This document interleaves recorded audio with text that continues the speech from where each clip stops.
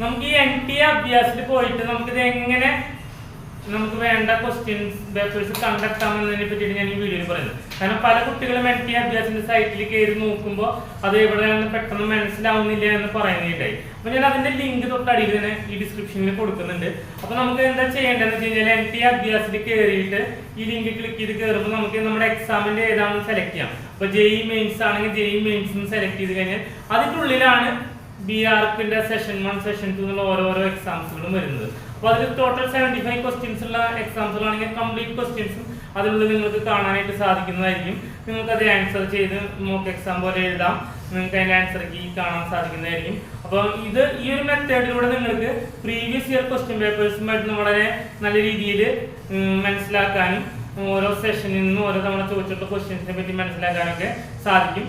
നമ്മുടെ ഇൻസ്റ്റിറ്റ്യൂഷനിൽ വരുന്ന കുട്ടികൾക്ക് ഓരോ ചാപ്റ്ററിലും ഏതൊക്കെ ക്വസ്റ്റ്യൻസ് ആണ് പ്രീവിയസ് ചോദിച്ചെന്നുള്ളത് ഇൻഡിവിജ്വലായിട്ട് സോൾവിങ് സെഷൻസ് നമ്മുടെ ഇൻസ്റ്റിറ്റ്യൂഷൻസിൽ വെക്കാറുണ്ട്.